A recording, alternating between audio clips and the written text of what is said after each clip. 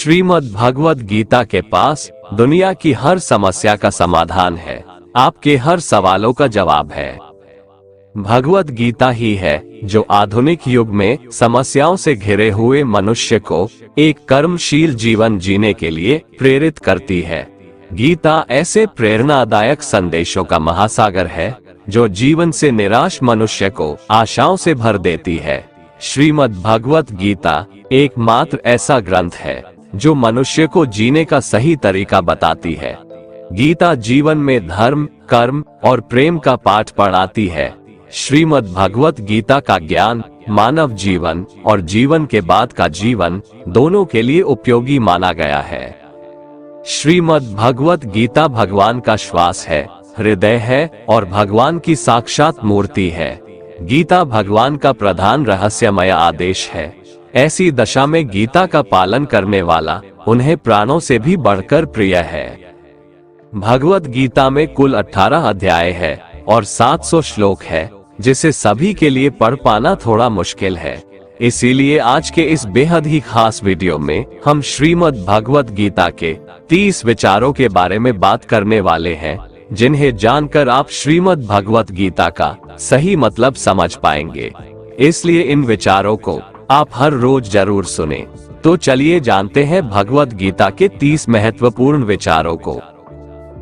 भगवान श्री कृष्ण अर्जुन को उपदेश देते हुए कहते हैं कि हे अर्जुन, क्यों व्यर्थ चिंता करते हो? किससे व्यर्थ डरते हो? कौन तुम्हें मार सकता है? यह आत्मा अजर अमर है। आत्मा न तो मरता है और न ही जन्म लेता है, क्योंकि आत्मा अजन्मा, नित्य, सनातन और पुरातन है। शरीर के मारे जाने पर भी यह नहीं मरता। जिस प्रकार मनुष्य अपने पुराने वस्त्रों को त्याग कर नए वस्त्र धारण करता है, ठीक उसी प्रकार आत्मा पुराने व्यर्थ शरीर को त्याग कर नए शरीर को धारण करती है। आत्मा को शस्त्र काट नहीं सकते और न अग्नि इसे जला सकती है, जल इसे गीला नहीं कर सकता और ना ही वायु इसे सुखा सकती है। ये प्रकृति का नियम है। इस सत्य को स्वीकार करके भयमुक्त होकर आज में जीना चाहिए। ज्ञानी व्यक्ति ना तो मरने वाले का शोक करते हैं और ना ही उनका शोक करते हैं जो अभी जिंदा है, क्योंकि वो जानते हैं जो मर गया वो फिर से जन्म लेगा और जो जिंदा है वो एक दिन जरूर मरेगा। परंतु फिर भी अगर तुम इस आत्मा को सदा जन्म लेने वाला और सदा मरने वाला समझता है, तो भी हे महाबाहो, तू इस प्रकार का शोक करने के योग्य नहीं है, क्योंकि इस मान्यता के अनुसार जन्मे हुए की मृत्यु निश्चित है और मरे हुए का जन्म लेना भी निश्चित है। हे अर्जुन, अपने धर्म से भागकर तू भय मत कर, क्योंकि एक क्षत्रिय के लिए धर्मयुक्त युद्ध से बढ़कर दूसरा कोई कल्याणकारी कर्तव्य नहीं है। हे पार्थ, अपने आप प्राप्त हुए और खुले हुए स्वर्ग के द्वार रूपी इस प्रकार के युद्ध को भाग्यवान क्षत्रिय लोग ही पाते हैं। किंतु अगर तुम इस धर्मयुक्त युद्ध को नहीं करेगा तो स्वधर्म और कीर्ति को खोकर पाप को प्राप्त होगा तथा युगों युगों तक तुम्हारे अपकीर्ति की चर्चा होगी। सम्मानित पुरुष के लिए अपकीर्ति मौत से भी बढ़कर है। या तो तुम युद्ध में मारा जाएगा और स्वर्ग को प्राप्त होगा, या तो संग्राम में जीतकर पृथ्वी का राज्य भोगेगा। इस कारण हे अर्जुन, उठ और युद्ध कर। हार जीत, लाभ हानि और सुख दुख को समान समझकर युद्ध के लिए तैयार हो जा। इस प्रकार युद्ध करने से तू पाप को नहीं प्राप्त होगा और यही तुम्हारा सबसे बड़ा धर्म और कर्म है। कर्म पर ज्ञान देते हुए भगवान श्री कृष्ण कहते हैं कि हे अर्जुन, कर्म करो लेकिन फल की इच्छा मत रखो। अपने संपूर्ण कर्मों को भगवान को समर्पित करके करो। जो मनुष्य इस प्रकार से कर्म करता है वह कर्मयोगी कहलाता है। कर्मयोगी की स्थिति इस संसार में एक दाता के समान है और वह कुछ पाने की कभी चिंता नहीं करता। वह जानता है कि वह दे रहा है और बदले में कुछ मांगता नहीं, और इसीलिए वह दुख के चंगुल में नहीं पड़ता। कर्मयोगी कर्म का त्याग नहीं करता है, वह केवल कर्मफल का त्याग करता है और कर्मजनित दुखों से मुक्त हो जाता है। कर्म फल का त्याग कर धर्मनिरपेक्ष कार्य का संपादन भी पूजा के समान हो जाता है। संसार का कोई कार्य ब्रह्म से अलग नहीं है। इसलिए कार्य की प्रकृति कोई भी हो, निष्काम कर्म सदा ईश्वर को ही समर्पित हो जाता है। पुनर्जन्म का कारण वासनाओं या अतृप्त कामनाओं का संचय है। कर्मयोगी कर्मफल के चक्कर में ही नहीं पड़ता, अतः वासनाओं का संचय भी नहीं होता। इस प्रकार कर्मयोगी पुनर्जन्म के बंधन से भी मुक्त हो जाता है। कर्मयोग हमारे आत्मज्ञान को जागृत करता है। इसके बाद हम न केवल अपने वर्तमान जीवन के उद्देश्यों को, बल्कि जीवन के बाद की अपनी गति का पूर्वाभास प्राप्त कर सकते हैं।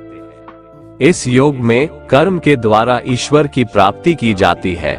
श्रीमद् भगवत गीता में कर्मयोग को सर्वश्रेष्ठ माना गया है। गृहस्थ और कर्मठ व्यक्ति के लिए ये योग अधिक उपयुक्त है। कर्मयोग का कभी नाश नहीं होता। इसके संस्कार साधक के अंतःकरण में स्थित हो जाते हैं और वे साधक को दूसरे जन्म में पुनः साधन में लगा देते हैं। निष्काम भाव से किए गए कर्मों का विपरीत परिणाम भी नहीं होता है और ऐसा साधक भगवान को प्राप्त हो जाता है। श्री भगवान कहते हैं कि आसक्ति रहित कर्म वेदों से भी बढ़कर है।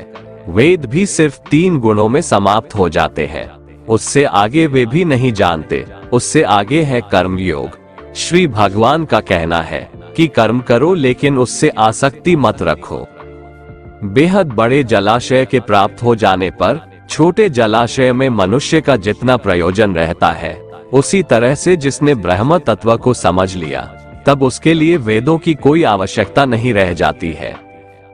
भगवान श्री कृष्ण कहते हैं, श्रेष्ठ पुरुष जैसा आचरण करता है, अन्य पुरुष भी वैसा ही आचरण करते हैं। वह जो कुछ प्रमाण देता है, समस्त मनुष्य समुदाय उन्हीं के पद चिन्हों पर अपने रास्ते चुनता है। इसलिए सज्जन व्यक्तियों को सदैव अच्छा व्यवहार करना चाहिए। हे अर्जुन, मेरा इन तीनों लोकों में न तो कुछ कर्तव्य है और न ही कोई वस्तु प्राप्त करने योग्य है। फिर भी मैं कर्म में ही बरतता हूँ, अर्थात मैं भी कर्म करते हुए अपने कर्तव्य का निर्वाह करता हूँ। श्री भगवान कहते हैं, हे पार्थ, यदि मैं कर्मों को करने में सावधानी ना बरतूं तो बड़ा अनर्थ हो जाएगा, क्योंकि मनुष्य सब प्रकार से मेरे ही मार्ग का अनुसरण करते हैं। इसलिए यदि मैं कर्म न करूं तो ये सब मनुष्य नष्ट भ्रष्ट हो जाएंगे और मैं संकर्ता का करने वाला हो जाऊंगा तथा इस समस्त प्रजा को नष्ट करने वाला बन जाऊंगा।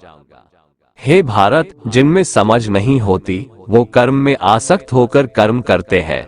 आसक्ति रहित विद्वान को भी चाहिए कि वह भी लोगों को सही दिशा दिखाने के लिए उसी प्रकार कर्म करे। जो ज्ञानी हैं, जिन्हें ईश्वर की सच्चाई मालूम हो चुकी है, उनकी ये जिम्मेदारी बन चुकी है कि उनके काम करने के तरीके से कहीं किसी और के मन में काम करने के प्रति अश्रद्धा या अपमान ना पैदा हो जाए। इसलिए उन ज्ञानी जनों के लिए ये जरूरी है कि वो ऐसा उदाहरण सामने रखें जिससे हर कोई अपना कर्म, अपना कर्तव्य करने के लिए प्रेरित हो।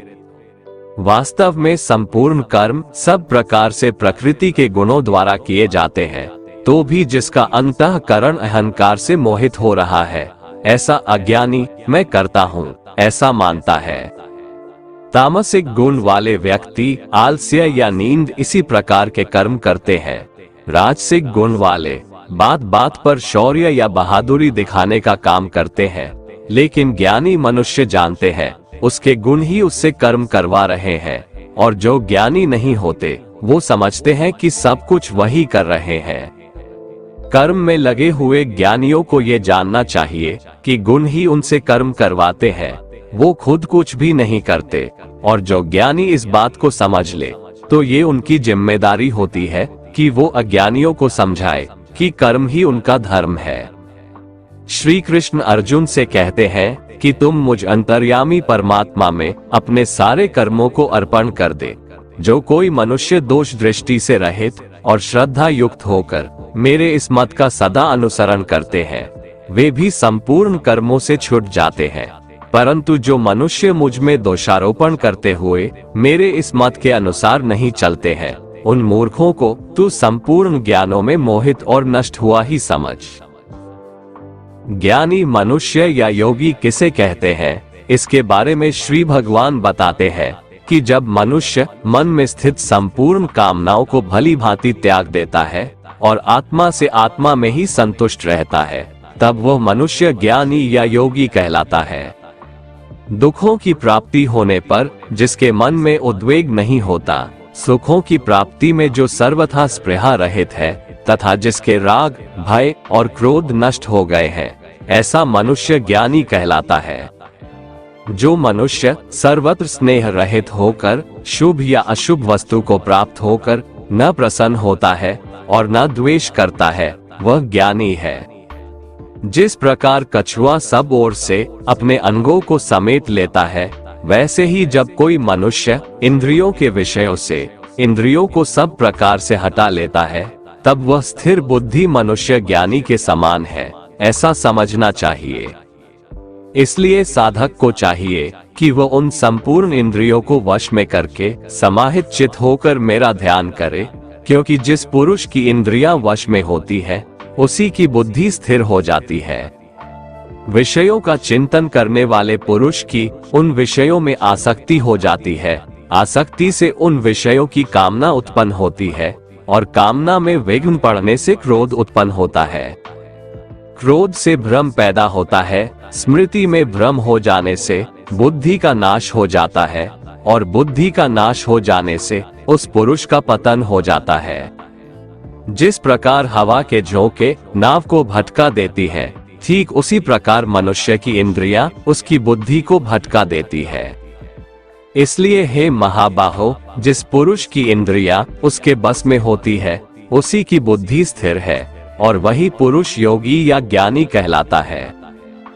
भगवान श्री कृष्ण कहते हैं, जिस प्रकार समुद्र की स्थिति अचल है, भारी से भारी आंधी तूफान आने पर या अनेक नदियों के जल प्रवाह उसमें प्रविष्ट होने पर भी वह अपनी स्थिति से विचलित नहीं होता, मर्यादा का त्याग नहीं करता, उसी प्रकार परमात्मा के स्वरूप में स्थित योगी की स्थिति भी सर्वथा अचल होती है। बड़े से बड़े सांसारिक सुख दुखों का संयोग वियोग होने पर भी उसकी स्थिति में जरा भी अंतर नहीं पड़ता। वह योगी परमात्मा में नित्य निरंतर अटल और एकरस स्थित रहता है। जो मनुष्य संपूर्ण कामनाओं को त्याग कर ममता रहित, अहंकार रहित और स्पृहा रहित होकर विचरण करता है, वही मनुष्य शांति को प्राप्त कर पाता है। मन पर नियंत्रण रखना जरूरी है। मनुष्य का मन वायु की तरह चंचल है। यह मन ही है जो मनुष्य को काम वासनाओं की तरफ भटकाता रहता है। अगर जीवन को सफल बनाना है तो मन पर काबू करना बहुत जरूरी है। मन को वश में करने से दिमाग की शक्ति केंद्रित होती है, जिससे कार्यों में सफलता मिलने लगती है। गीता के अनुसार जिस व्यक्ति ने अपने मन पर काबू पा लिया, वह मन में पैदा होने वाली बेकार की चिंताओं और इच्छाओं से भी दूर रहता है। साथ ही व्यक्ति अपने लक्ष्य को भी आसानी से प्राप्त कर लेता है। अगर मन को वश में नहीं करोगे तो वह तुम्हारा सबसे बड़ा शत्रु बन जाएगा। हमेशा शक करने वाला व्यक्ति कभी शांति प्राप्त नहीं कर पाता है, इसलिए संदेह करने से बचें। अधिक संदेह करने से मन की शांति भंग हो जाती है और व्यक्ति भ्रमित होकर अपने संबंधों को नष्ट कर डालता है। जो हुआ वह अच्छा हुआ, जो हो रहा है वह अच्छा हो रहा है, जो होगा वह भी अच्छा ही होगा। तुम भूत का पश्चाताप न करो, भविष्य की चिंता न करो, अभी तो वर्तमान चल रहा है।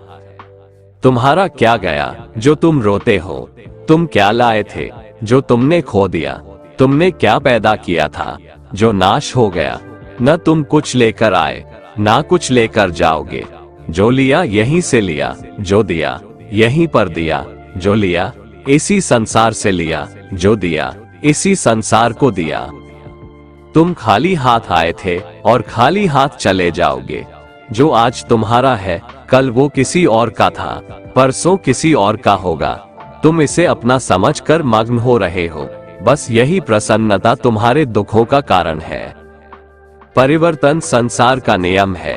एक क्षण में तुम करोड़ों के स्वामी बन जाते हो, दूसरे ही क्षण में तुम दरिद्र हो जाते हो। मेरा तेरा, छोटा बड़ा, अपना पराया मन से मिटा दो, फिर सब तुम्हारा है, तुम सबके हो। भगवान श्री कृष्ण कहते हैं कि मैं ही सबकी शुरुआत हूँ। मैं शुरुआत से पहले भी था और सब खत्म होने के बाद भी रहूंगा। सब मुझ में है और मैं सब में हूँ। ये धरती, चंद्रमा, सूरज, मिट्टी, हवा, पानी सब मैंने बनाए हैं।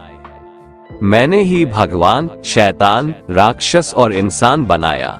मैं ही ब्रह्मा हूँ, मैं ही विष्णु हूँ और मैं ही महेश हूँ। मैं धरती की मधुर सुगंध हूँ, मैं अग्नि की ऊष्मा हूँ। सभी जीवित प्राणियों का जीवन और सन्यासियों का आत्म संयम भी मैं ही हूँ। मैं ही सबका पालन पोषण करता हूँ और मैं ही सबका विनाश करता हूँ।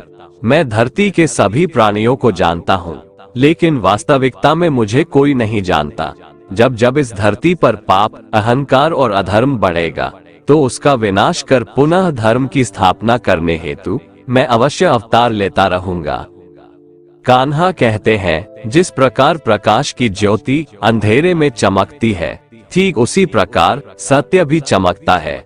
इसलिए मनुष्य को हमेशा सत्य की राह पर चलना चाहिए। तन की सुंदरता मन को आकर्षित करती है, जबकि स्वभाव की सुंदरता हृदय को आकर्षित करती है। इसीलिए मनुष्य का स्वभाव हमेशा निर्मल होना चाहिए।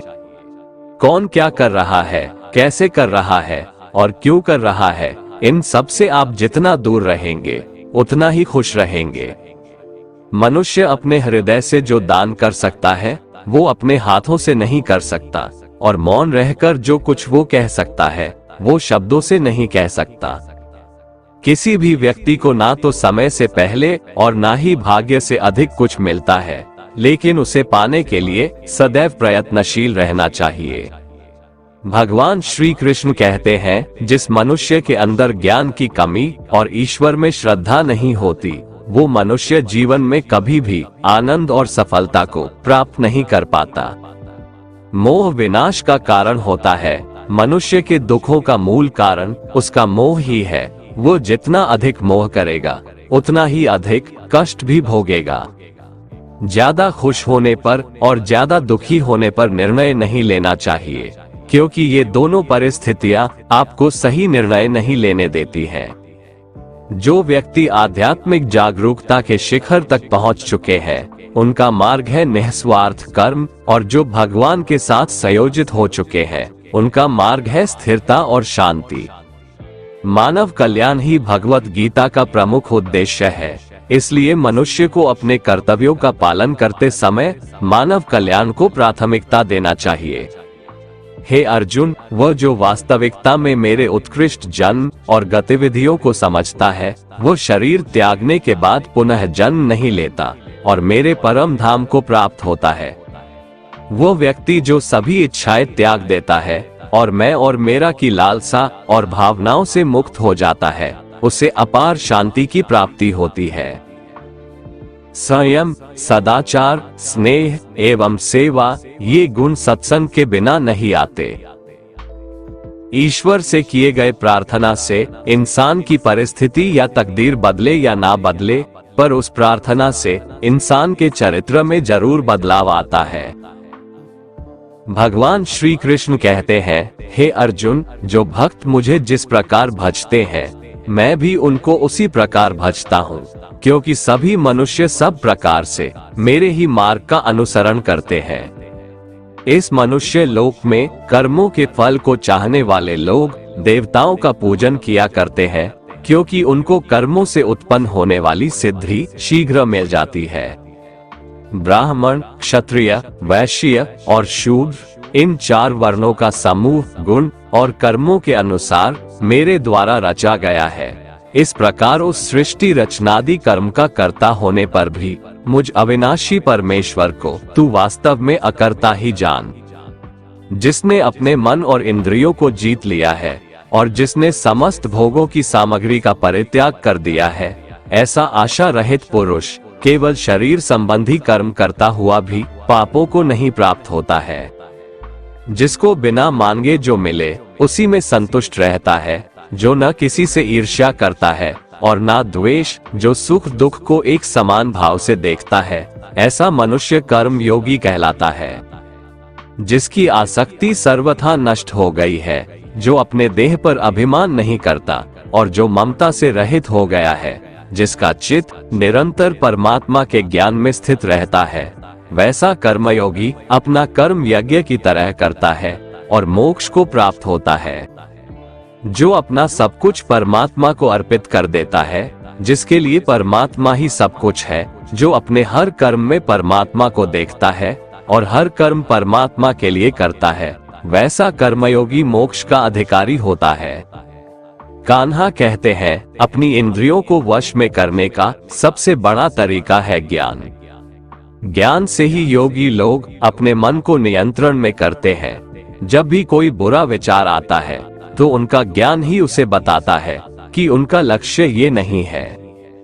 भगवान श्री कृष्ण कहते हैं, यदि कोई मनुष्य सब पापियों से भी अधिक पाप करने वाला है तो भी वह ज्ञान रूपी नाव द्वारा परमात्मा की भक्ति करके पाप रूपी समुद्र से तर जाता है।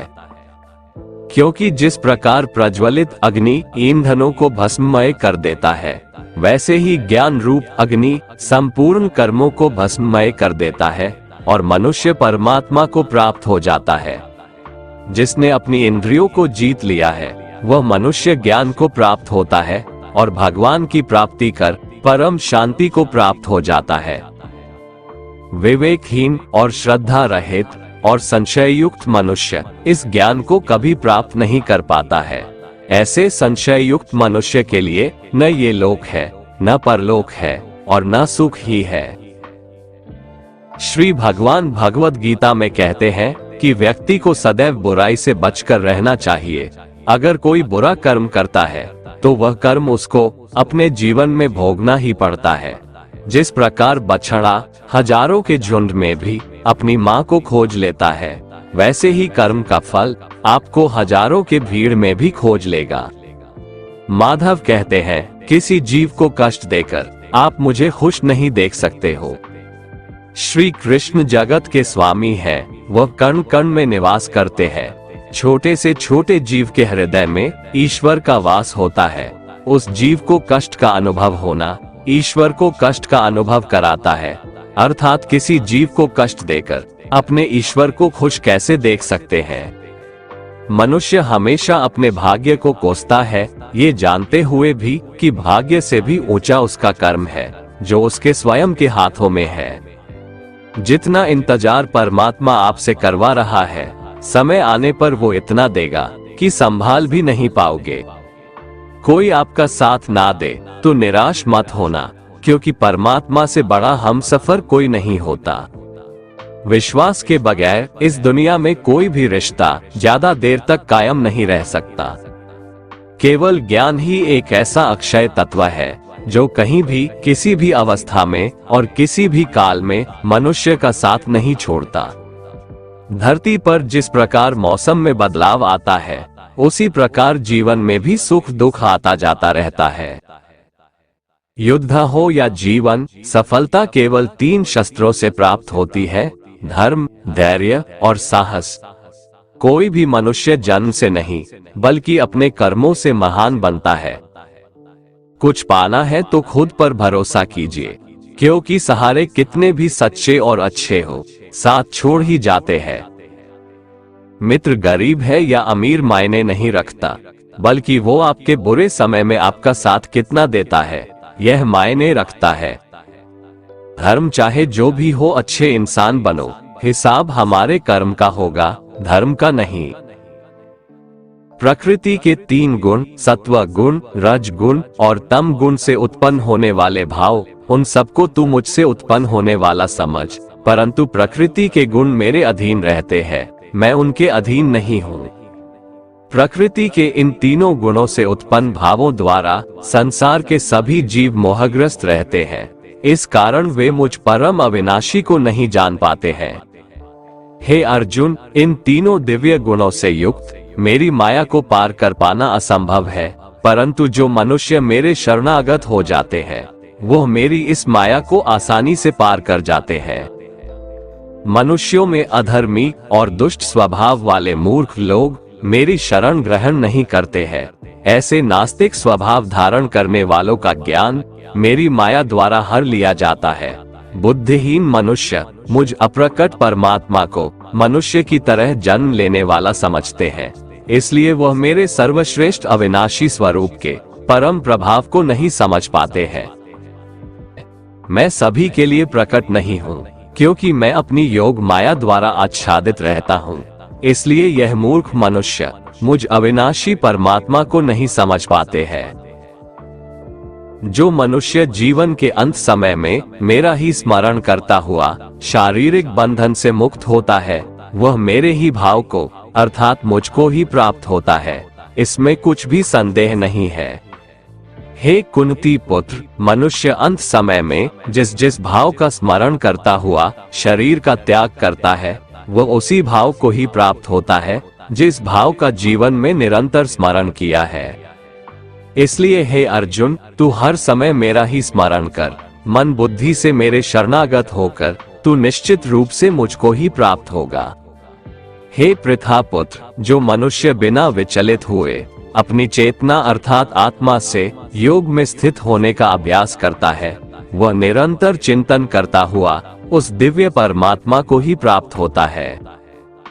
मनुष्य को उस परमात्मा के स्वरूप का स्मरण करना चाहिए, जो कि सभी को जानने वाला है, पुरातन है, जगत का नियंता है, सूक्ष्म से भी अति सूक्ष्म है, सभी का पालन करता है, अकल्पनीय स्वरूप है, सूर्य के समान प्रकाशमान है और अंधकार से परे स्थित है। जो मनुष्य मृत्यु के समय अचल मन से भक्ति में लगा हुआ योग शक्ति के द्वारा प्राण को दोनों भौहों के मध्य में पूर्ण रूप से स्थापित कर लेता है, वह निश्चित रूप से परमात्मा के उस परम धाम को ही प्राप्त होता है। हे पृथापुत्र अर्जुन, जो मनुष्य मेरे अतिरिक्त अन्य किसी का मन से चिंतन नहीं करता है और सदैव नियमित रूप से मेरा ही स्मरण करता है, उस नियमित रूप से मेरी भक्ति में स्थित भक्त के लिए मैं सरलता से प्राप्त हो जाता हूँ। मुझे प्राप्त करके उस मनुष्य का इस दुख रूपी अस्तित्व रहित क्षणभंगुर संसार में पुनर्जन्म कभी नहीं होता है, बल्कि वह महात्मा परम सिद्धि को प्राप्त करके मेरे परम धाम को प्राप्त होता है। हे अर्जुन, इस ब्रह्मांड में निम्न लोक से ब्रह्म लोक तक के सभी लोकों में सभी जीव जन्म मृत्यु को प्राप्त होते रहते हैं, किंतु हे कुंती पुत्र अर्जुन, मुझे प्राप्त करके मनुष्य का पुनर्जन्म कभी नहीं होता है। जो मनुष्य 1000 चतुर्युगों का ब्रह्मा का दिन और 1000 चतुर्युगों की ब्रह्मा की रात्रि को जानते हैं, वो मनुष्य समय के तत्व को वास्तविकता से जानने वाले होते हैं। ब्रह्मा के दिन की शुरुआत में सभी जीव उस अव्यक्त से प्रकट होते हैं और रात्रि की शुरुआत में पुनः अव्यक्त में ही विलीन हो जाते हैं। उस अव्यक्त को ही ब्रह्म के नाम से जाना जाता है। हे पृथापुत्र, वही यह समस्त जीवों का समूह बार बार उत्पन्न और विलीन होता रहता है। ब्रह्मा की रात्रि के आने पर विलीन हो जाता है और दिन के आने पर अपने आप प्रकट हो जाता है, लेकिन उस अव्यक्त ब्रह्म के अतिरिक्त शाश्वत परम अव्यक्त पर ब्रह्म है। वह पर ब्रह्म सभी जीवों के नाश होने पर भी कभी नष्ट नहीं होता है, जिसे वेदों में अव्यक्त अविनाशी के नाम से कहा गया है। उसी को परम गति कहा जाता है, जिसको प्राप्त करके मनुष्य कभी वापस नहीं आता है, वही मेरा परम धाम है। हे कुंती पुत्र, कल्प के अंत में सभी प्राणी मेरी प्रकृति में प्रवेश करके विलीन हो जाते हैं और अगले कल्प के आरंभ में उनको अपनी इच्छा शक्ति से मैं फिर उत्पन्न करता हूँ। 84 लाख योनियों में सभी प्राणी अपनी इच्छा शक्ति के कारण बार बार मेरी इच्छा शक्ति से विलीन और उत्पन्न होते रहते हैं। ये सभी पूर्ण रूप से खुद ही मेरी इच्छा शक्ति के अधीन होते हैं, अर्थात मेरी प्रकृति के अधीन होते हैं। हे धनंजय, ये सभी कर्म मुझे बांध नहीं पाते हैं, क्योंकि मैं उन कार्यों में बिना किसी फल की इच्छा से उदासीन भाव में स्थित रहता हूँ।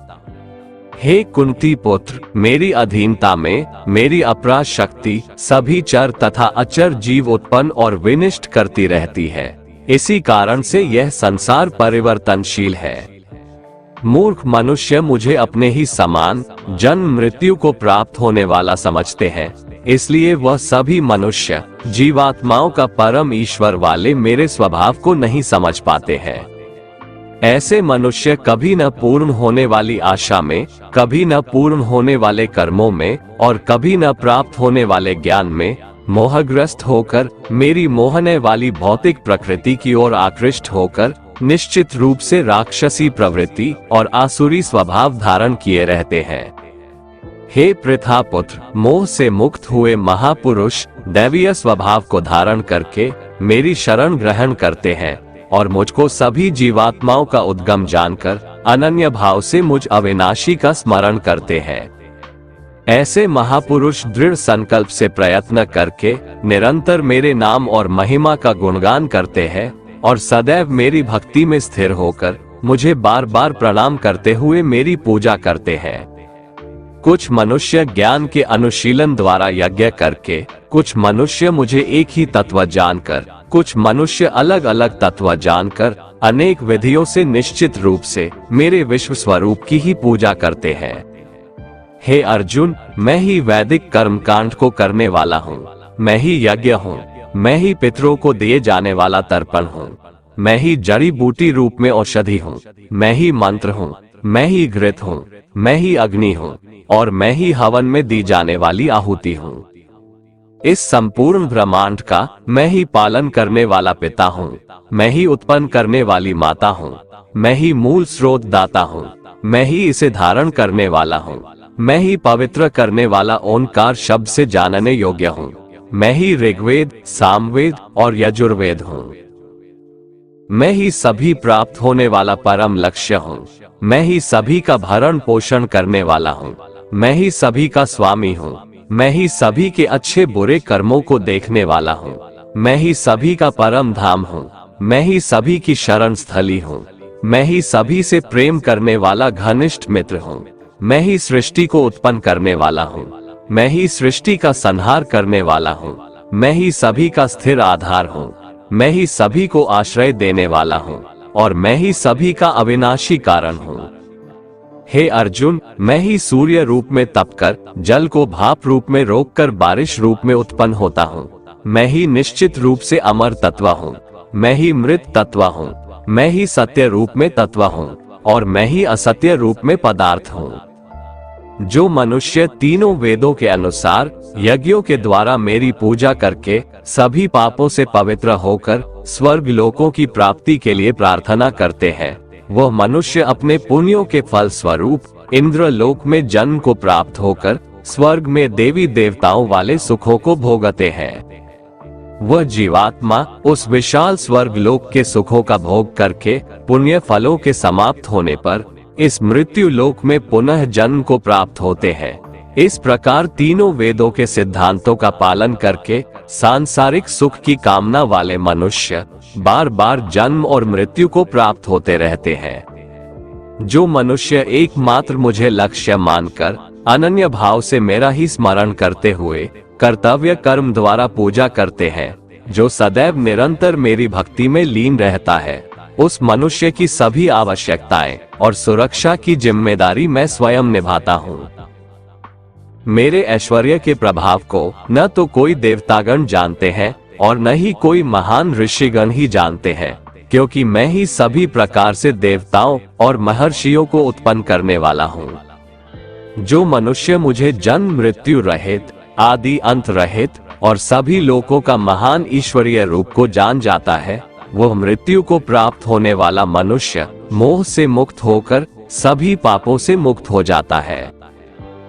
हे अर्जुन, संशय को मिटाने वाली बुद्धि, मोह से मुक्ति दिलाने वाला ज्ञान, क्षमा का भाव, सत्य का आचरण, इंद्रियों का नियंत्रण, मन की स्थिरता, सुख दुख की अनुभूति, जन्म मृत्यु का कारण, भय अभय की चिंता, अहिंसा का भाव, समानता का भाव, संतुष्ट होने का स्वभाव, तपस्या की शक्ति, दानशीलता का भाव और यश अपयश की प्राप्ति में जो भी कारण होते हैं, ये सभी मनुष्यों के अनेकों प्रकार के भाव मुझसे ही उत्पन्न होते हैं। सातों महान ऋषि और उनसे भी पहले उत्पन्न होने वाले चारों सनकादि कुमारों तथा स्वयंभू मनु आदि, ये सभी मेरे मन की इच्छा शक्ति से उत्पन्न हुए हैं। संसार के सभी लोगों के समस्त जीव इन्हीं की ही संतानें हैं। जो मनुष्य मेरी इस विशेष ऐश्वर्य पूर्ण योग शक्ति को तत्व सहित जानता है, वह स्थिर मन से मेरी भक्ति में स्थित हो जाता है। इसमें किसी भी प्रकार का संदेह नहीं है। मैं ही संपूर्ण जगत की उत्पत्ति का कारण हूँ और मुझसे ही संपूर्ण जगत की क्रियाशीलता है। इस प्रकार मानकर विद्वान मनुष्य अत्यंत भक्ति भाव से मेरा ही निरंतर स्मरण करते हैं। जिन मनुष्यों के चित्त मुझ में स्थिर रहते हैं और जिन्होंने अपना जीवन मुझको ही समर्पित कर दिया है, वह भक्त जन आपस में एक दूसरे को मेरा अनुभव कराते हैं। वह भक्त मेरा ही गुणगान करते हुए निरंतर संतुष्ट रहकर मुझ में ही आनंद की प्राप्ति करते हैं। जो सदैव अपने मन को मुझ में स्थित रखते हैं और प्रेम पूर्वक निरंतर मेरा स्मरण करते हैं, उन भक्तों को मैं वह बुद्धि प्रदान करता हूँ जिससे वो मुझको ही प्राप्त होते हैं। बुरे लोग हमेशा बुरे कर्म करते हैं, फिर भी वह जीवन में सुखी और संपन्न रहते हैं, जबकि अच्छे लोग जीवन भर अच्छे कर्म करते हैं, फिर भी उसे अपमान और दर्द ही मिलता है। अक्सर लोगों के मन में ऐसा सवाल रहता है कि जो लोग अच्छे कर्म करते हैं वो परेशान रहते हैं, वहीं जो बुरे कर्म करते हैं वो खुशी से रह रहे होते हैं। अच्छे कर्म करने वाले परेशान होते हैं कि आखिर उन्हें इतनी परीक्षा क्यों देनी पड़ रही है, जबकि जो अधर्म की राह में है वो खुश है और जिंदगी का लुत्फ उठा रहे हैं। अक्सर लोग सोचते हैं कि अब अच्छाई का जमाना ही नहीं रहा। अगर आपके मन में भी ये सवाल आया है तो आज आप इसका जवाब सुन लीजिए। ये जवाब वो है जो भगवत गीता में लिखा है और श्री कृष्ण ने अर्जुन को दिया था। भगवत गीता में वर्णित कथा के अनुसार जब भी अर्जुन के मन में कोई दुविधा होती थी तो वो श्री कृष्ण के पास पहुंच जाते थे। एक बार की बात है, अर्जुन ने भगवान श्री कृष्ण के समीप आकर कहा कि वो दुविधा में है और इसका जवाब वो श्री कृष्ण से चाहते हैं। श्री कृष्ण ने पूछा कि क्या सवाल है। अर्जुन ने कहा, मुझे ये जानना है कि अच्छे लोगों के साथ हमेशा बुरा ही क्यों होता है, वहीं बुरे लोग खुशहाल दिखते हैं। अर्जुन के मुंह से ऐसी बातें सुनकर श्री कृष्ण मुस्कुराए और कहा, मनुष्य जैसा सोचता है और महसूस करता है वैसा कुछ नहीं होता है, बल्कि अज्ञानता की वजह से वो सच्चाई नहीं समझ पाता है। अर्जुन उनकी ये बात समझ नहीं पाए। इसके बाद श्री कृष्ण ने क्या कहा वो जानते हैं। कान्हा ने अर्जुन से कहा कि हे पार्थ, मैं तुम्हें एक कथा सुनाता हूँ, उसे सुनकर तुम समझ जाओगे कि हर प्राणी को उसके कर्म के हिसाब से ही फल मिलता है। प्रकृति हर किसी को अपनी राह चुनने का मौका देती है। अब वो मनुष्य की इच्छा पर निर्भर करता है कि उसे धर्म की राह चुननी है या अधर्म की। कथा शुरू करते हुए श्री कृष्ण ने कहा, एक नगर में दो पुरुष रहा करते थे। एक पुरुष व्यापारी था जिसके जीवन में धर्म की बहुत महत्ता थी। वो पूजा पाठ में यकीन रखता था। वो हर रोज मंदिर जाता था और दान धर्म भी करता था और हर रोज भगवान की पूजा करता था। वहीं दूसरा पुरुष बिल्कुल विपरीत था।